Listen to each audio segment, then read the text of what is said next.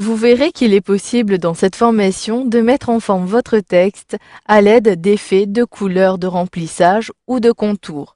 Il ne s'agit pas des mêmes options que vous avez découvert dans la formation Mettre en forme vos tâches. Vous pourrez appliquer les mêmes options sur votre texte de rapport en sélectionnant votre zone de texte ou tout simplement le texte. Je clique, je maintiens le clic et je déplace. Je peux effectivement appliquer toutes les options que vous avez vues dans l'onglet Tâches et dans la zone Police. Vous pouvez également retrouver ces options en cliquant droit et utiliser toutes les options de la boîte à outils. Ici, je souhaite tout simplement mettre en évidence mon titre en utilisant les styles WordArt. Je sélectionne donc mon titre, puis je sélectionne l'onglet Format outils de dessin. Je peux ensuite appliquer un style WordArt prédéfini ou personnaliser toutes les options. Pour commencer, je clique ici sur cette flèche orientée vers le bas, ce qui me fait apparaître tous les styles prédéfinis.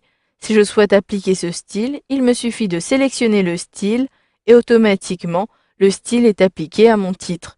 Si je souhaite avoir un autre style, je clique alors sur un autre style toujours dans la bibliothèque pour l'appliquer. Par contre, si vous souhaitez mettre en forme vous-même votre WordArt, il vous suffit alors soit de repartir de ce style prédéfini ou encore vous pouvez effacer les styles en cliquant sur le menu puis sélectionner effacer les styles. J'ai ainsi uniquement une police en noir. Je souhaite ajouter de la couleur de contour, de remplissage et appliquer des effets. Sélectionnez toujours votre titre, puis à l'aide des icônes qui est située juste à droite des styles WordArt, je peux ici choisir la couleur de remplissage pour commencer.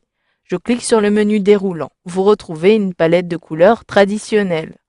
Vous avez soit une couleur prédéfinie, ou encore vous pouvez utiliser ici des couleurs standards et même des couleurs personnalisées. En cliquant sur Autre couleur, je peux soit choisir une couleur à nouveau personnalisée dans cette palette, ou encore, si je sélectionne l'onglet Personnaliser, choisissez une teinte de couleur, puis utilisez la glissière afin d'avoir la bonne teinte. Si j'utilise la glissière, je clique, je maintiens le clic et je déplace vers le haut. Ainsi, je vais avoir un dégradé plus clair. Je clique ici sur OK pour valider. Automatiquement, la couleur a été appliquée.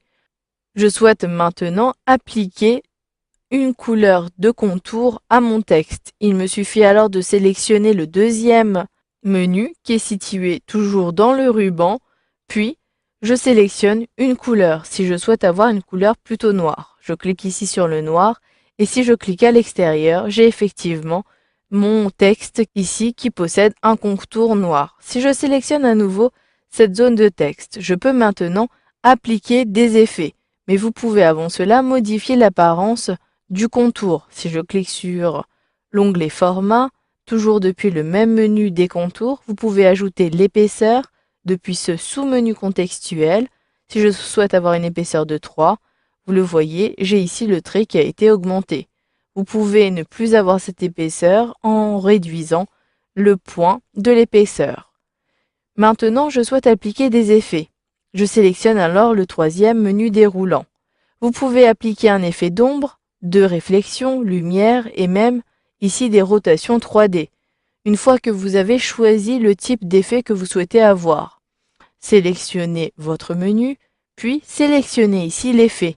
Je clique ici sur l'effet vert. Si je clique, j'ai ici un effet qui a été appliqué, une lumière tout autour de mon texte. Rien ne vous empêche de cumuler ces effets. Si je souhaite avoir également ici une réflexion, je peux cumuler et sélectionner plutôt cette réflexion-ci. Automatiquement, la réflexion a été appliquée. Maintenant, si je souhaite avoir davantage d'options sur la mise en forme de mon titre, je peux cliquer droit au niveau de la zone de texte, puis retrouver dans le menu contextuel le format de la forme. Je clique ici sur Format de la forme et le volet apparaît dans la zone de droite. Ici, vous avez deux possibilités, soit de mettre en forme la forme, mais ici nous souhaitons mettre en forme les options de texte. Je clique donc sur Options de texte. J'ai ensuite des sous-menus, à savoir le remplissage du texte et le contour. Ici, il s'agit des options dédiées aux effets et ici de la zone de texte. Pour chacune des rubriques, vous allez avoir ce système de Menu. Cliquez alors sur le titre principal pour déployer l'arborescence. Vous retrouverez ici un remplissage uni dégradé. Vous pouvez ajouter un motif de remplissage. Vous retrouverez la couleur depuis ce menu-ci. Il s'agit des mêmes couleurs. Et je peux même appliquer une transparence en plus. Si j'utilise la glissière, j'ai ainsi une transparence qui est appliquée à la couleur de mon remplissage de texte. Si vous souhaitez également voir les autres options, il vous suffit de naviguer d'une rubrique à l'autre et de sélectionner ici les sous-rubriques, puis modifier ce que vous souhaitez appliquer à votre texte. Une fois que vous avez terminé, il me suffit ici de cliquer sur la croix située en haut à droite du volet pour fermer ce volet-ci. Voilà, vous avez vu dans cette formation comment mettre en forme votre texte avec les styles de WordArt proposés dans les rapports de Project 2013.